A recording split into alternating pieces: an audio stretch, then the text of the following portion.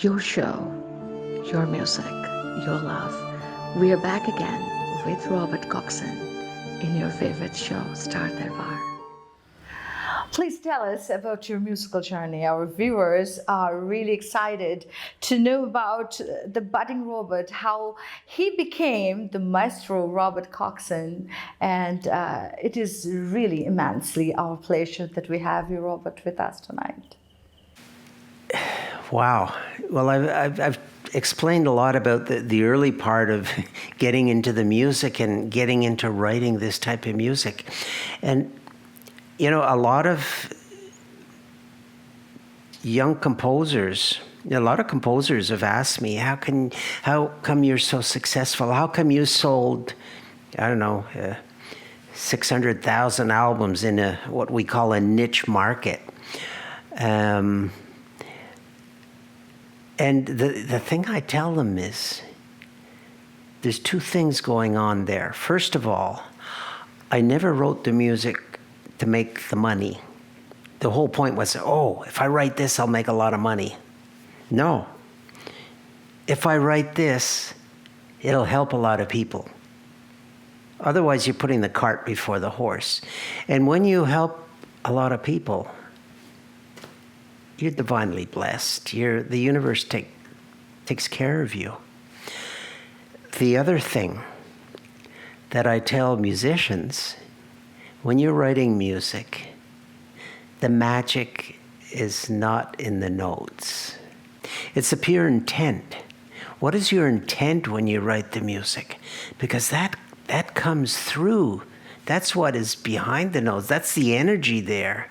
Sure, the note is ba, but what's behind the ba? What's behind there? What's pushing that out there into the world? So it's always the pure intent. And my intent has always been to write the music that will help you step into your power, get in touch with the real you. When you can get in touch with who you really are, then you become the master. So the whole point of this music is to help people be the master of their lives, of their bodies, of their environment, of everything. And I continue to write that way. I'm known for this type of music, but I do a lot of other music. I do a lot of film music, a lot of themes for TV series, especially in Europe. And it's interesting how these things happen, too. I was on tour in France, and this was the time when, I'd been number one in France for 5 years, and we were doing big events there. I was touring with Lee Carroll, and, we'd have 2,000-3,000 people at these events. And we were flying back to North America, but we had one night, that we had to be sort of near the airport. So I said to Lee, let me find a place for us, we can stay. There was 3 of us, Lee, I, and Jan Tober. And so I found this castle that we could stay in. It had turned it into an elegant hotel. And so we stayed in this amazing castle. And they had a gourmet restaurant there. And so we experienced the French cuisine of the gourmet food. The next day we fly back home, and I fly to Montreal, they fly to California, and I get a call from my publisher to say that I have a job to write the theme for a documentary series on gourmet restaurants in France. So, I was in the essence of that energy, and then the universe throws me this job to write the theme for this big series, and so I actually go and see the film producer, and the theme is at the beginning and at the end of the program, and at the beginning they show the director and who the different people that put the movie together, and the same thing at the end. And they had graphics with it, and these graphics have timing with it. And what editors do, and designers in film, they always edit to music because it gives a flow, a rhythm to it. And so they had taken a sonata by Beethoven, and they had edited the whole thing, but they didn't want to use that. They wanted original music. So I turn up, and the producer, director says, okay, write something better. Write something better than Beethoven. So, and I'm not saying I wrote something better, but I probably could say I wrote something more appropriate for that, because he didn't write that sonata for this TV series. But the synchronicity that happens, and I say this to all of you, if you're doing things with the right intent, you get into the synchronicity of the universe and all these things get thrown at you. So now we know more about Robert the Maestro. And Robert, what are your hobbies and what you do? And now it is the lockdown session going on. So what is real Robert doing when there is nothing, or maybe he is a little bit off from music? What are my interests, my hobbies? Wow. I do Qigong. That's a big thing. Qigong is, a lot of people don't know about Qigong, but there's millions of people that do it. People have heard of Tai Chi, and I'd say Qigong is the mother of Tai Chi. So I've been studying that for 18, 19, 20 years, I don't know, a long time. I studied with 17th generation master here in Montreal. And then I studied with others. I studied with Chinese master in the United States, and I've studied in Toronto. And about a year and a half ago, my partner Lily and I, after I taught her Qigong, she got interested. But a year and a half ago, we both went to China to study intensely for 2 weeks, from 7 in the morning till 9 o'clock at night every day. I love nature. We moved out of Montreal. Once I connected with Lily and we decided we were going to be living together,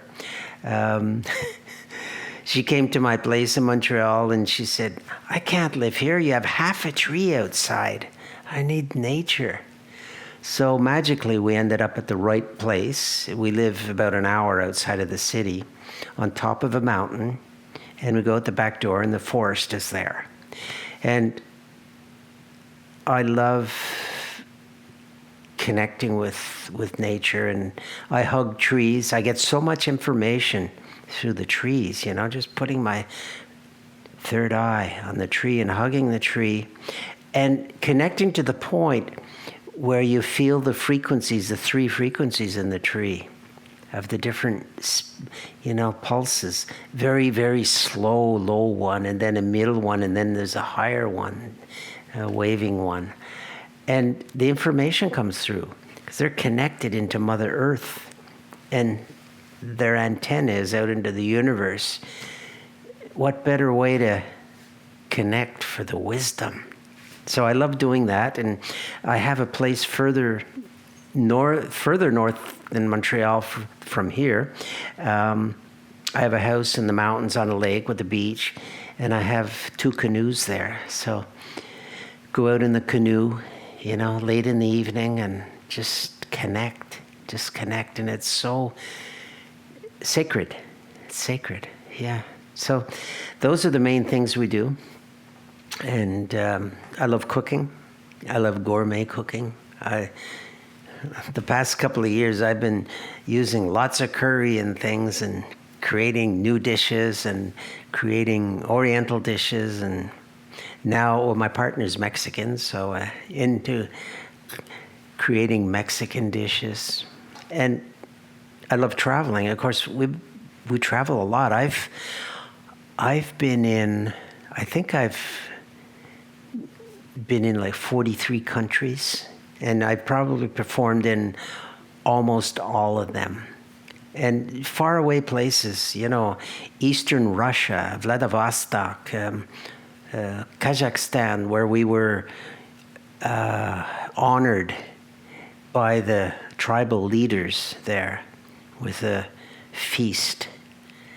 And I was honored with a private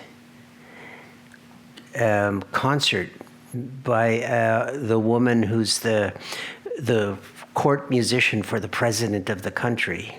She's playing this sort of guitar, but I think it had one string on it, but it sounded like two people with four hands playing a piano. Was that complicated? It was amazing,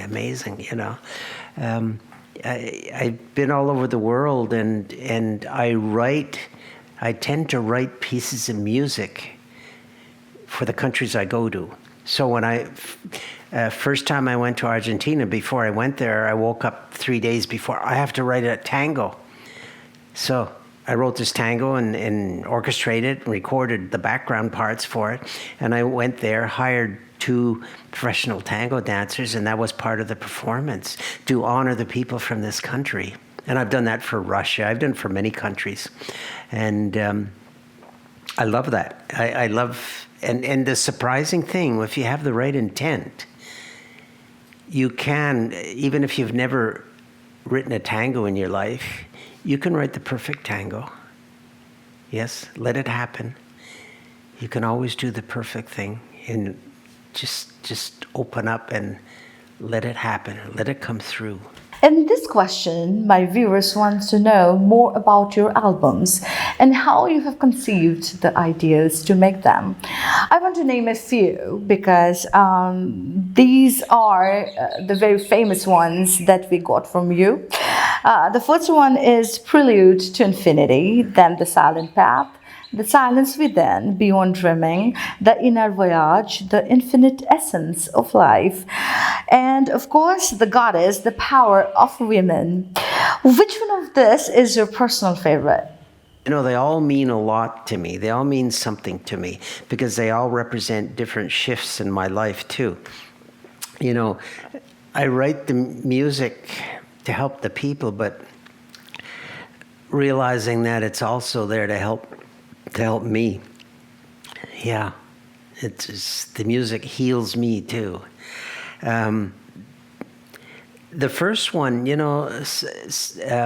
Crystal Silence was so minimalist, so simple.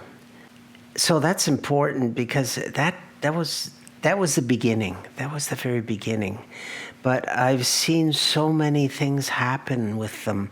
There's one album, Prelude to Infinity.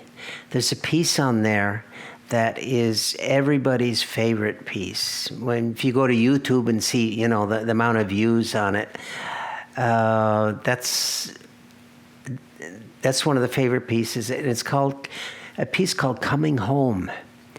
And what does that mean? It means like remembering who you really are, coming home to that. And I've had so many testimonials on that one. Just musically speaking, I really love the infinite essence of life, because that was, for me, that was an opening into writing music for film. I wrote it imagining that it could be, when you listen to it, it could be the background music for the film of your life, whoever's listening to it, for your documentary on yourself. This is the music that goes with it. So, and it was, very, very orchestrated with, live instruments and that. And I love it for that. And I love the way I was able to write that one. stage musician and action. That's what real Robert is. I know you are a composer and also you do perform as well.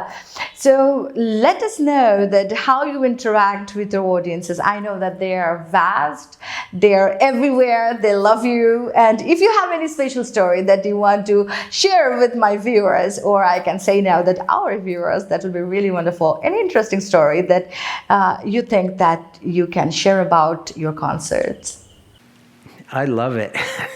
I love being on stage, and the more people, the better, because the energy just builds up more.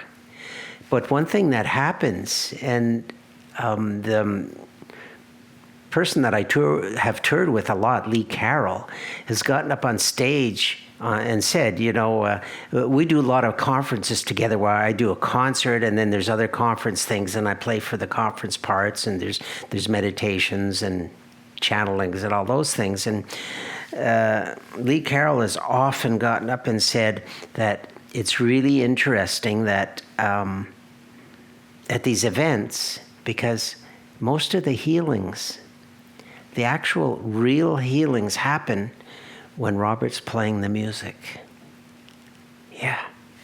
And I see that from the stage. I remember being in Japan. We were doing an event there, and I was playing a piece of music. You remember the piece of music? It was the piece called Coming Home. And as I'm playing, I'm looking out in the audience, and I don't know why, but I keep ending up focusing on a woman out there. And then when I finish playing, this may sound weird to you, but so what?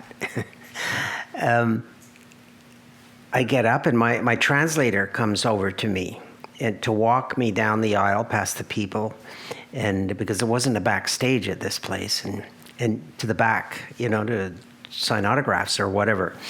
And as soon as I stand up, I get this message coming into me to tell the woman that it happened and everything is going to be okay now. What is this? I don't even know this woman. I don't speak Japanese. So on the way back, I tell this to my translator, and he tells the woman this. And then we go, and she just sort of like that, and we go to the back of the room, or the concert hall, and we're standing at the very back there, and people are leaving, and they're coming by and, saying thank you. We're going for a break or something. And this woman came up, the woman that we said this to, and she looks at me, and she starts crying, and she puts her head on my shoulders and hugs me and can't stop crying. And suddenly she realizes what she's doing, and she wipes her tears and is all embarrassed and runs off, and I don't hear from her again. And the thing in Japan, two things. They have this protocol in their customs that one thing, you have no bodily contact with someone in public. So first of all, that's why they bow. First of all, you don't shake their hand, you don't hug them. And second of all, you never show emotion in public. And that was the second thing. She started crying. So I find out the next day from the organizer of this event that what happened, this woman apparently had this big black blotch on her leg, and she'd had it there for years and years. And the doctors didn't know what it was. They couldn't figure it out. They couldn't get rid of it. And this seemed kind of serious. That woman went home that night, and before she went to bed, she noticed something. The big black blotch, big spot, had gone completely, and it didn't come back. So when those things happen, it's like, oh my God, At the end of my concerts, we play a piece, and my partner's on stage sometimes, doing things and dancing and moving energy in that, and we do a piece at the end. The concert is called Be You, Be Love. We're going to have that out in the world. that piece, because when we play that piece and have 1,000 people singing it, it is an energy changer. And it's like, wow, see the power of the music, how it can just change and elevate people's consciousness, creating the new human. That's why we're here, to create the new energy. Kindly tell us the essence of your music and how you really compose all these beautiful musical melodies. To help the world, to help change the consciousness. Especially, right now there's so much going on out there that seems so negative, like we're, with the pandemic going on, and so many world leaders doing on-scene crazy things and people doing crazy things. And we're going through a shift. And the people need help with that. And the music can help. The music can help you, as I said earlier, step into your power. The music can help you just feel nice and just be. When you find inner peace, you have everything. You are a favorite musician of others, but who is your favorite? And if you can share that, how that person motivated you in your musical career. I think I've been inspired by, first of all, by past lives of my own and memories of that. But in this life, I listen to a lot of classical music. I listen to a lot of film music. Film music because there's lots of different styles in it. But one of the composers that I really admired as a film composer, and who was a great influence on me actually as a writer, was Ennio Morricone, Italian film composer, who actually just passed to the other side this last week. And his music, he wrote one that really impressed me, a movie called The Mission, about the indigenous in South America and the Spanish coming. And that influenced me. That really influenced me. I think on probably from Prelude to Infinity on. Yeah, I listened to a lot of his music. And I love listening to the classical composers, but I listen to all kinds of music too.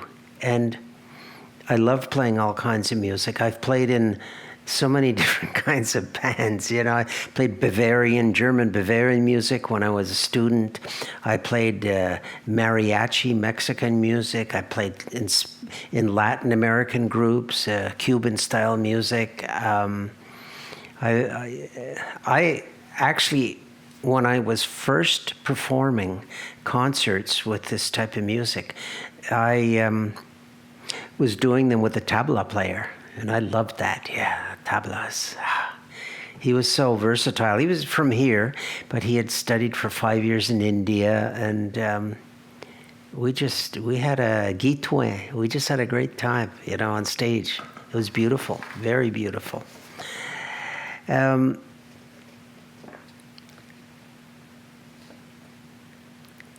Also inspired me, I think a couple of teachers I've had. My latest piano teacher, actually, when I went to university, I didn't study piano because they said to me, well, you already play piano well enough. If you want to compose music, maybe you should play another instrument. So I actually studied trombone. But when I got out of there, quite a few years later, I decided I want more piano technique. So I went back to the university and talked with the head of the keyboard department, who I didn't know then.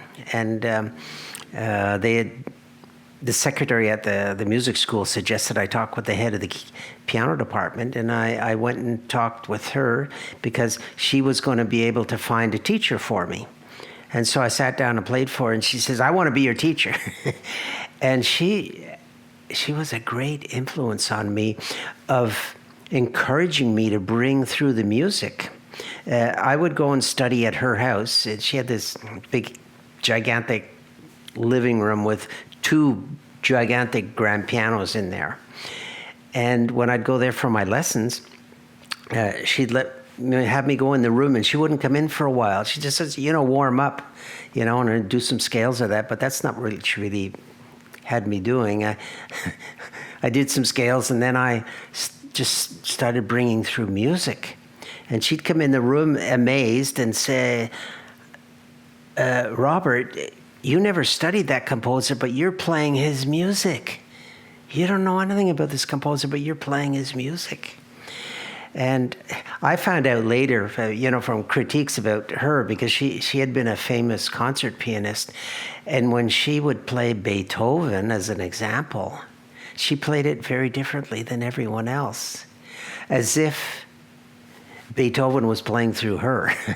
So I was ending up having this gift of just bringing the music through, and it was through her support that it was actually while I was studying with her that the Silent Path was created. So she was an amazing influence on me, and I thank her. And she was very spiritually aware, but she wasn't allowed to talk about it because her husband was an engineer and he didn't believe in those things. So we would talk, and she would know. She would just know these things. And